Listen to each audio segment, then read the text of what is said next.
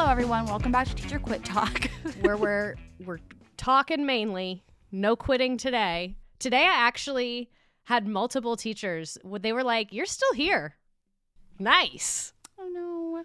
My friend, one of my besties, started year 10 this year, and I was like, oh, my God, you beat the freaking statistics. Okay, I need your opinion about the statistic because, okay, so one statistic is like, isn't it 50% leave within 5 years? Yeah.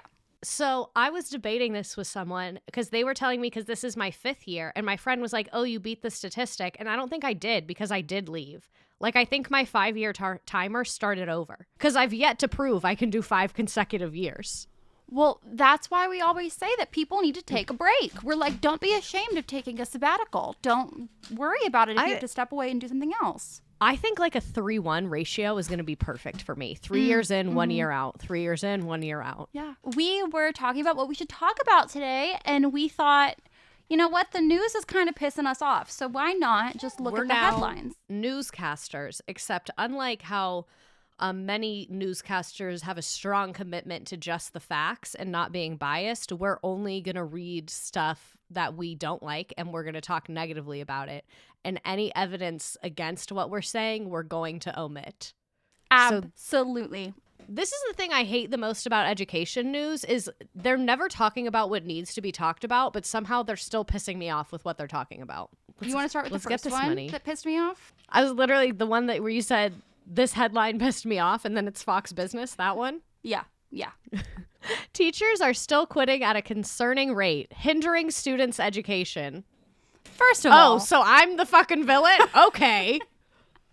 The phrasing of that is crazy. I can't stand this shit. So it says, Teachers of Tomorrow reported that there were 55,000 vacant positions and an additional 270,000 teaching posts currently filled by underqualified teachers earlier this year. May I remind you... I'm the underqualified teacher. May I remind you that the Republicans just cut enough Title I funding to cut 72,000 teaching positions at underfunded schools. So what are you doing to fix it? I like how now it says there's 55,000 vacant positions. Like, what did you think was going to happen? It's almost like you guys are making teaching an uninhabitable space. I can't say that word, but you knew what I meant. I regularly say at work that I feel as though I'm in some kind of psychological experiment. Yeah, well, you are. And I didn't consent. I did not give in. Actually, I did. I signed. I re-signed. So I guess I did. It was literally a page and a half. And it's like, if you get arrested, call us. This is how much the pay is. This is the calendar. You in or you out? So what else has Fox said about us? They say, with mounting responsibilities and stagnant pay, teachers are continuing to feel burnt out and leaving the industry at a concerning rate. It's an ongoing trend impacting students' education. So Evan Stone, who co-founded Educators for Excellence, who I haven't Googled that, but I'm afraid to. I hope they're nice. Says he's tracked teachers leaving the workforce over the past 7 years due to the creation of, quote, an unsustainable set of conditions for them in the classroom. It is hilarious to me that anybody affiliated with Fox anything is saying this shit on the internet. Whose fault is that? You know that meme where it's like, we're all looking for the guy who did this? Yes. It's so frustrating to me because, like, I will never get over the shit that... Yes, baby. I will never get over the shit that Fox News has done to teachers over and over and over again. And then they're like, first of all, they're saying education is the backbone of our nation, yet we are systematically failing our educators by sending them into classrooms underprepared for the complexities of teaching. So what they have done for this article is they have gotten a ton of like buzzy quotes and just are listing them. They're not saying anything. So I have some news about Evan Stone. Tell me. It is quite literally the most perfect news I could possibly announce. Oh my God. He founded this organization, Educators for Excellence, 14 years ago. What was he doing before this? Teach for America. No, and then of course. started the organization. That's his only teaching experience. I'm so sick of the, no offense to any Teach for America teachers in the audience. I am so sick of Teach for fucking America. Teach for America will literally take very well-intended 22-year-olds and brainwash them into believing that doing 2 years of experience in a job qualifies them to be making national laws on that job. And not only does it qualify you, it makes you the best possible person to do it. Yeah. The way that Teach for America is literally such a mind fuck. Mm-hmm. It's a is freaking cult. Crazy. But Yeah. that's so fucking perfect that the Fox Business expert on education has 2.5 years of teaching experience. Like, 15 what are you doing? years ago. Pre-COVID, pre a lot of things. He taught 6th grade, which is Oh, fine. Goodness. But I don't think you would know about all grade level things. And then his only experience before that was intern at New York City Council.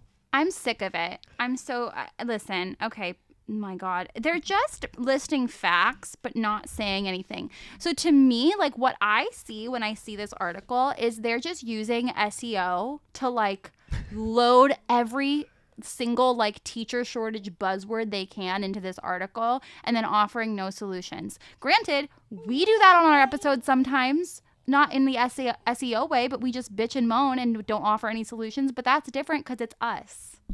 They're not allowed to do that. When we do it, it is furthering the national conversation. Hello? When they do it, it is stupid. This is very ironic, given what you just said to me. This says, leadership in education, which can influence student achievement by as much as 25%, is also steeped in theory rather than practice. So, like Okay. Evan, who had no experience virtually. Okay, perfect. Maybe Evan should practice. And I think anyone, all right, this is the new strategy. If you want to make laws about K through 12 education, if you want any input about any of that, we're going to make you sub a kindergarten class on the third day of school when they're not excited and they're just scared now. Yeah. The issue with Fox News for me is that they just are very inflammatory. They add to the rhetoric and the manufactured hysteria that's around the public education system right now. And it serves their own investors' means because school choice, quote unquote, is just dismantling public education. And then it's like this vicious cycle. And there's people that just repeat anything they hear on it. And it's so dangerous. They really just be saying anything on there. That was that article. That's all I have to say about it. Do you have any favorite parts? I hated the whole thing, but I love it because he did Teach for America. Like, I couldn't write it. It's too perfect. It's so too perfect. I know. That was really, I'm glad you Googled that. You want to do the next one? Yeah. You ready? Here, let me pull it up. Okay, so this is an article from The Hill. It says views of K-12 education improving from record low. This is from Gallup. If you are listening and you don't know what Gallup is, let me Google it because I think I know, but I don't want to be wrong. So Gallup is a multinational analytics group, and they do public polls worldwide. They don't get paid to do the polls, but companies will buy the information. So the Gallup is like one of the most reliable poll people, apparently. This is Gallup. They say Americans' view of the K-12 education system improved from last year's record low opinion of the institution. That's hilarious. And this was written that like literally published today. So I guess last year was the record low. I felt like I had a good year last year. Yeah, you really did. I mean, it says that satisfaction with K through 12 is up 7 percentage points, increasing from 36% in 2023 to 43% in 2024. But again, it goes back to like the fact that the media is the ones saying this. And I feel like the media is the ones shaping and manufacturing this negative perception in a lot of ways. Because people on the internet will be like, oh, it's teachers on social media talking about all their problems. And it's like, I don't think that's big enough. I think we need to look at like politicians in the media on a broader scale. And then for them to be like, oh, things are getting better. It's like, And it's also like we always have the bias of like usually good things don't get reported on. So the times you see a teacher in the news, it's because they like usually did something bad. Like no one comes in and fucking films a segment when my kids did really good on their essay. So this is probably great for the future. Still, 55% said they are completely or somewhat dissatisfied with K-12 education. Only 9% said they were completely satisfied. For Republicans, satisfaction is up 8 percentage points, which is interesting, and Democrats are up 9 percentage points. Republicans last year were at 33% satisfaction. Democrats are at 53% satisfaction, and this is the largest gap between the political parties that they have ever seen. Very indicative of the world we're in right now. Mm-hmm. And it says, as has consistently been the case for over 25 years, parents of school-age children are much more likely to express satisfaction with the quality of their own child's education rather than the education system overall. I can see that because like a lot of people chose their kids' school for a reason, because even if you go public, sometimes you still have choices. Sometimes there's like charters, public or magnet or things like that. Every place is different, so sometimes you have choice with public. What I didn't know is a lot of places are not strict about your address. Like where I live now, they're very strict, but in some places where they can serve, like they don't care about where you live as long as you have transportation. So what I feel like is going on there is a lot of parents that chose probably did a lot more research, so they saw a lot of bad stuff. Yeah, I think that makes sense. And also like I would be really interested in like the questions that they used to shape this study. I think there's some like a boogeyman thing that happens where people are so freaked out by the overall state of the United States public school system, but what they experience in their own child's school is pretty good, but they might think like, oh man, I have it so good. Like, look at, like you said, like they've done a lot of research and seen a lot of bad stuff. So I don't know. I wonder how they shaped that. And like you said, I'd be curious to see how they phrased it, because like you could phrase that a lot of different ways that would really change what people thought you were asking. Because what if they phrased it like, are you overall satisfied with the US education system? They could be saying no because they're dissatisfied with policy, but they are satisfied with schools. You know what I mean? So I think they should have been a little more explanatory about what exactly they were asking. Because it could be like let's use Florida as an example. There could be a parent that really dislikes the book banning and the like anti-everything policies in Florida, so they're dissatisfied with the Florida education system, but they could think that the individual schools are doing an amazing job of handling this, and they are satisfied with the schools' handling of these problems, you know? Yes, absolutely. And Anna in the chat said, you can usually find the poll questions directly from Gallup, which I was actually surprised that this article did not directly link. You know how sometimes it'll say like the poll and they'll like link it so you can click and see more? They don't have that. I just found Anna it found on Gallup's.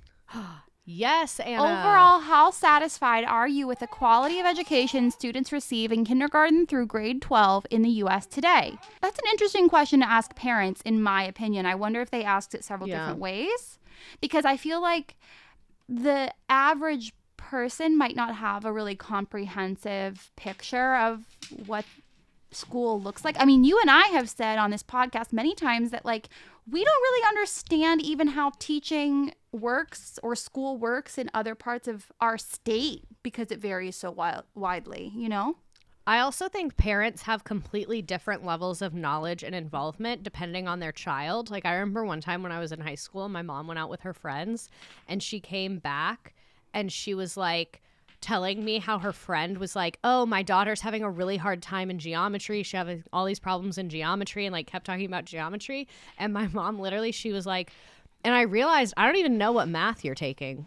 She was like, I assume I would know if there was like a problem, but she was like, I don't know any of that. And she was like, thanks for having it together so I don't have to get involved in the nitty gritty on that. Because like my parents were very involved in my education from like a planning perspective. Like, what kind of colleges do you want to apply to? What do you need to do to achieve that? But like, they were not involved on like a day-to-day what I'm actually learning. Because especially with older kids, like most parents don't know pre-calculus, and that's fine. So I wouldn't expect them to be like, I am satisfied with the level of pre-calculus you guys are learning. Like, they might just not know. Right. And I think parents also don't understand what's going on in elementary schools today because we didn't experience it the same way that kids are nowadays. There's things that are different, and I've only been out of the classroom for a couple of years, and there's already things that are different. All right, last one. Okay, so the education debates you'll likely hear about in the election explained. Good, because I don't know what's going on. I always see people holding signs, and they seem real passionate about a lot.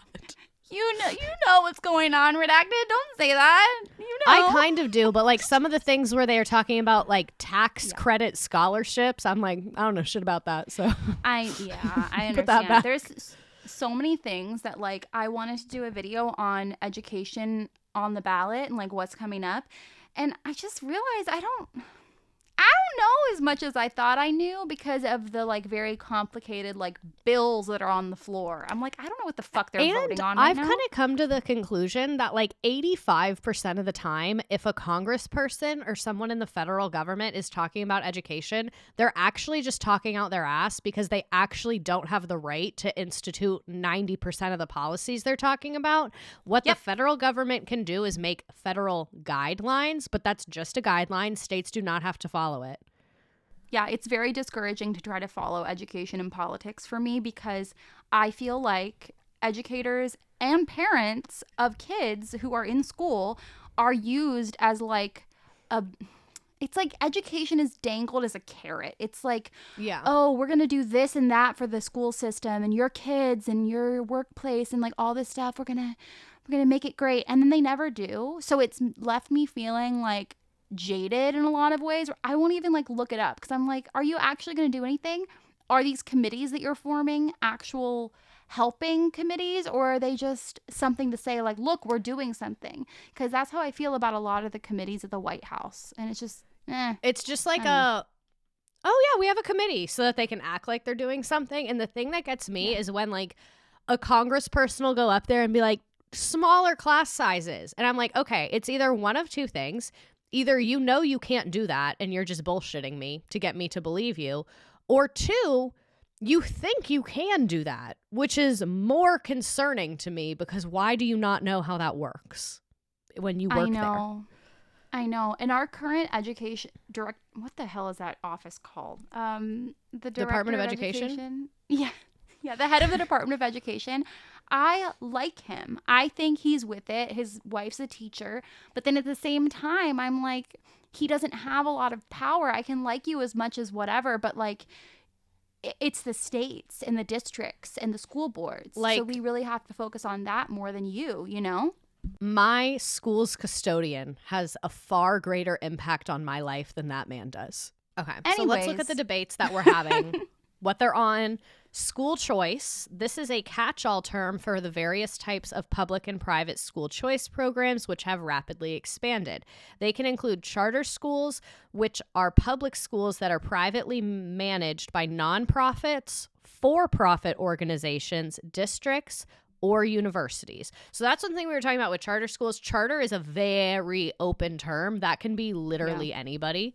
It can be literally in districts. That's the thing that like it's like you can't talk about it universally because people try to talk about charter schools universally and it's so different. LAUSD has freaking charter schools. There's a couple charter schools in my area that I absolutely think should exist. Like there's one that kids have to get into that's one of the most competitive schools in the nation for like science, math, engineering, and technology. And I'm like, hell yeah. Like if a high schooler has crazy potential in that area, they should get all these resources because it doesn't make sense to have millions of dollars of engineering resources at every school. One of the things that I think it's a really nuanced conversation and it gets people really heated, but something I noticed was that when I worked at a charter school, the charter school was brought into the community because the community literally asked for it. We were in the local parks to ask parents what they wanted. And they wanted a high quality school with resources and technology for their kids that could help them while that was long enough to fill the workday and the commute time. Because when you're talking about Los Angeles, you're talking about, I mean, when super I commuters, worked, yes, super. Pretty much everyone is over an hour a day minimum. Yeah. So like we were there because the community wanted something, because the LAUSD school in that neighborhood was not cutting it. And schools are funded by property tax, right? You can bring a charter school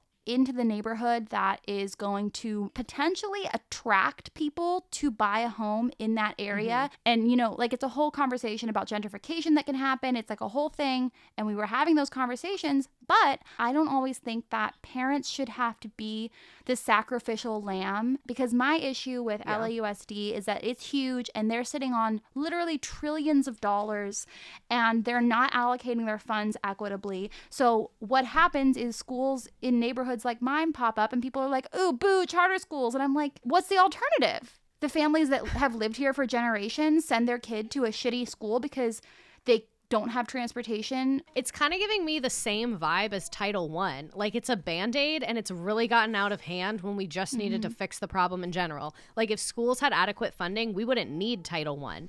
If public schools were serving the mission that they are supposed to serve, we wouldn't need charter schools, you know? Yeah, but the public school system, like we said, is like in a lot of ways this like political pawn. It's a microcosm of greater issues always. Like every issue in society hits schools. I don't know. I just went on a really long tangent, but...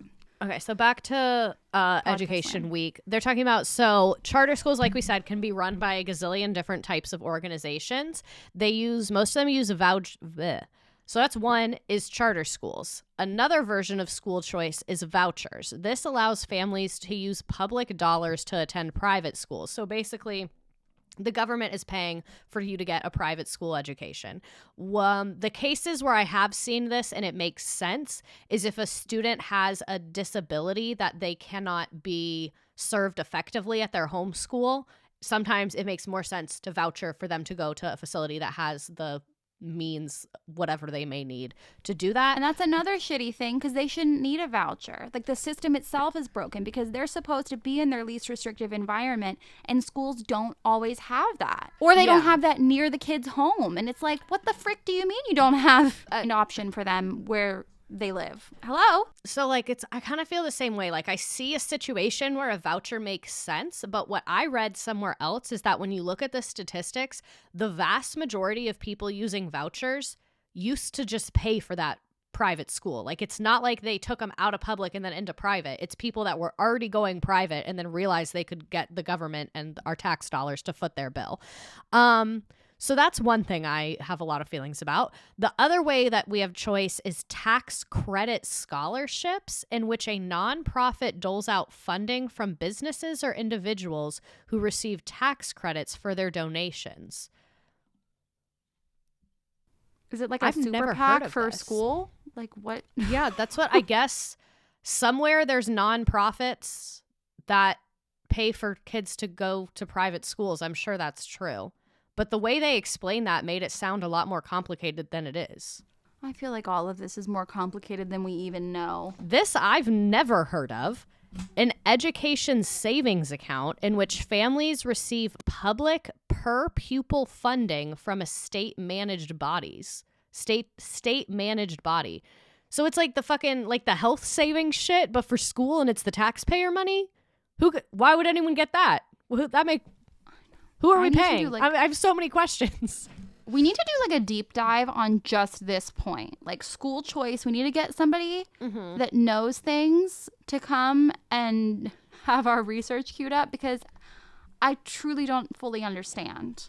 And I can admit that, you know? Yeah. Well, I think they make it confusing on purpose. Oh, yes. Like... They make it confusing so that we don't understand and so parents don't understand. They don't want anyone to understand. Nope, which is the same thing I've been screaming about special education for so long that I just feel like I'm blue in the face. They don't want us to get it, because then you could access it. Anyways, here we go. The next one says the Every Student Succeeds Act, which I think we just talked about on the Title I episode, but I don't know if that came out yet. We did vaguely speak about that, but I don't think it's come out yet. So it says, Education Secretary. That's what his title is. Okay. There it is. There he is. Miguel Cardona. Okay. So anyways, The Every Student Succeeds Act is the main federal K through 12 education law, and surprisingly, a lot of people do not know about this. They still call it No Child Left Behind, which it is not. It replaced No Child Left Behind, or ended before, I don't know, whatever the language is around that. It replaced it.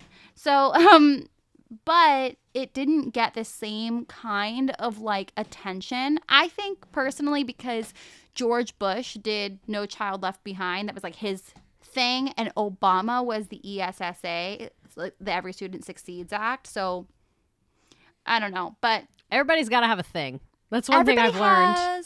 Everybody has their own thing. Everyone's thing is super special. But right now, so Betsy DeVos and Miguel Cardona did not make rewriting it or enforcing it a priority whatsoever. So the law now needs to be rewritten, and it is a huge thing right now where people are like going to be talking about what needs to go in it, what needs to be updated, what's the vibe, should we keep it, should we replace it? So that's something that maybe we'll see getting more attention. I don't know. Probably not. They're probably just going to keep talking about nothing rather than talk about one of the very few things within their control. Yeah. People focus more on Obamacare / Medicare for sure. Yeah. They were like, education? Who is she? I don't know. They're like, yeah, those kids are learning, man. Last time I looked in that school, there were books. So I think we're good on that. Do you have anything you want to say about ESSA before we move on? Not really. I feel like it's all just different branding. And like someone in the chat said, they both include unnecessary amounts of standardized testing. I'm just deeply, deeply unimpressed. There's just, every time I see federal people talking about education, I'm just deeply unimpressed every single time. And it somehow gets more disappointing every time. Also, before we get to the titles and the Roman numerals, we were learning the Constitution this week, so we were reading the Constitution, and one of the some of the questions on the worksheet that I bought from Teachers Pay Teachers was like, which article is this, which article is that, and it was in Roman numerals, and a kid was like 5, and I was like, is that right? And they were like, do you not know? And I felt so much of the respect they had for me just fly out the window when they realized I don't know the Roman numerals. Like, and like when they saw me counting on my fingers, I was like, I've lost something I can't get back. Back to Title IX. Title IX. A law that prevents sex-based discrimination in schools. Oh, God. Largely centering on how it relates to transgender students. No, it's not. Well, that's how the Republicans have been leaning upon it. That's why I groaned like that, because I'm like, because it was literally, I think, like the reason they wrote it was because of girls' sports. It's basically one child that wanted to be in girls' sports, and they're like, let's make a war against this just one child. We hate this kid. This one right here, officer. Crazy Title IX lore. I just Googled this to confirm I was right and I wasn't misremembering. My mom always talks about how she remembers when it passed, because my mom was like into sports as a kid, and it passed when she was in high school, I think, based on the year, roughly. And she says she literally remembers like the day they started getting like better practice times and new mats and stuff, because when she first started gymnastics, their practice was after wrestling. So they'd have to sit there the whole wrestling practice after school, watch them, and then once the wrestlers were done and went home, then they got to practice gymnastics on the sweaty wrestling mats. So that's why we have Title IX. While you corral your offspring, I'm going to read what's going on with Title IX.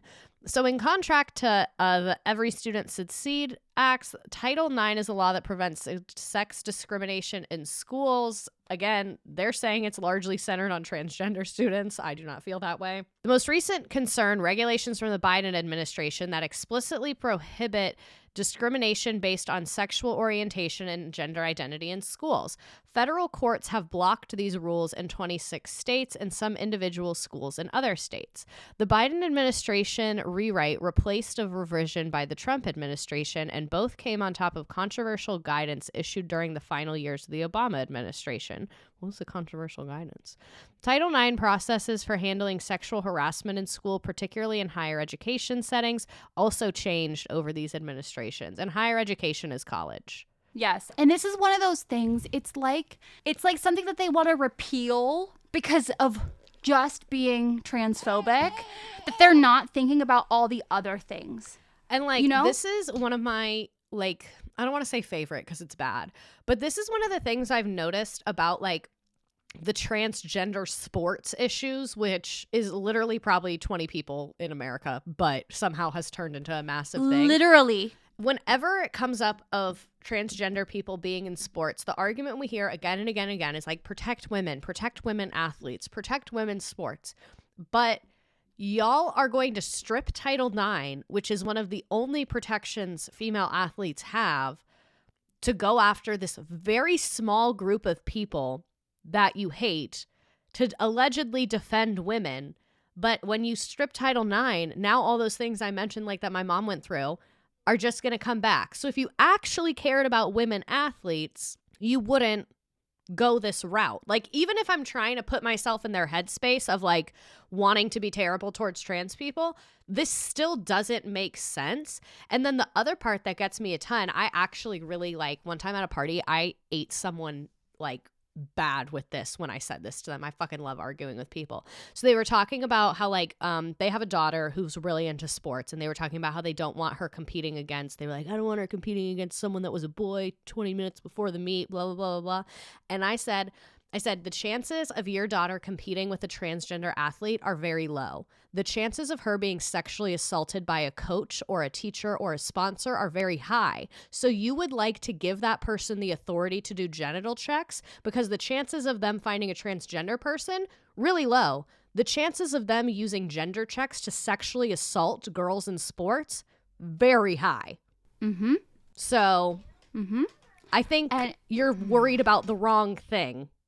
Even if I agreed that that's a thing you should be worried about, which I don't. You shouldn't be.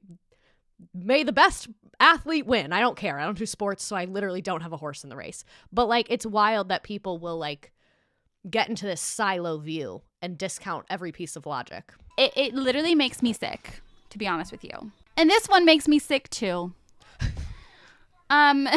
The last one in this article is critical race theory, which they don't even know what the fuck that means.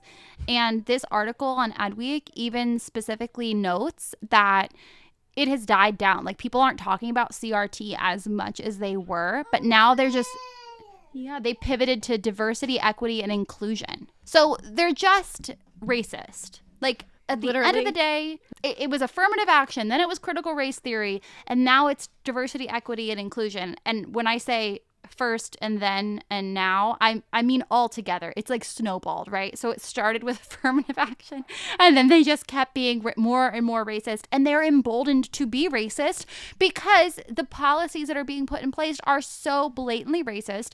Donald Trump is so outwardly racist. It just it's makes me boil. And I feel like they're just seeing what they can get away with. Like, they take it a little further every time. Like someone mentioned in the chat, they attack a smaller group, trans students, to see how it will go over when they want to attack a larger group, LGBTQIA plus overall. And I think that that's true on like what you were just saying, like them going after all of these like terminology, and like honestly a lot of it is DEI as what it means is important. DEI, the way that corporate America has latched onto it, is marketing. Yes, it drives me nuts. So like, we've lost the plot so bad, and now people are like coming after it when I'm like, it's not even what you think it is, because we lost the plot. Like, what you're afraid of would be great for me, but that's unfortunately not what's happening. I'm getting really upset, but it's fine. I just get frustrated with these people. They're crazy. So, and they're so powerful and crazy. You know what I mean? It's like even if their laws don't pass, the rhetoric that they spread is like a plague upon our country, and it just snowballs, and it makes people so deeply hateful. And because it's visible, they feel justified to be hateful. Yeah, because they can like find their little example. They're like, aha! You see? I was right all along. So yeah, the last two things on here are religion in schools, which we've done a whole episode on, and teacher pay, which we've also done a whole episode on. But I mean, I don't have anything to add. Not really. Oh my God. I've been fighting for my life with religion in schools recently because it's in my content before anyone like reports me to the military or something. We're like learning about like religion in the colonies and like the enlightenments and like the preachers and stuff. And so like I wasn't raised very religious, but a lot of my students were. So I'm like, you know how in the church, some people were mad and then they started their own church, but it was still the Christian church, but then they were different, and that's Protestantism. And they were just staring at me and they were like, no. Oh my And I was gosh. like, you know how when you're driving and you see a church and one might be Baptist and one might be Methodist, and they are similar, but different. And all the kids are just looking at me. And I was like, so I went to Unitarian church when I was a kid, so I'm not really well versed in any of this. And they continued to stare at you like. And I was like, What? so anyway, Jonathan Edwards was talking about hell, and it made people scared, so they started showing up. And then I was talking to them about how, like, I was like, you know how at church some people get excited and they'll be like, I feel the Lord in me. I was like, that's fervor. And some of the British people don't like that because British people are very calm. I love the explanation. I want you to do a stream teaching me in a very PC way about all these religions. Because I'm like, A, I don't know what I'm talking about. And B, we're not really supposed to be talking about religion in schools, but it's relevant to like the history of that we are supposed to be talking about. The kids are like, obviously the church has always been the same. And then one kid was like, church is boring. And I was like, if you notice from that painting, people are falling on the ground. Doesn't seem boring to me. It's like how Congress used to be very exciting. People would beat each other with canes. That was great. I bring that back. This has been Teacher Quit Talk, the live edition. If you want to come and watch us live and chat with us, you got to come to the Patreon. We go live like once a month-ish. Yeah, it is quite ish. I love you. Ciao.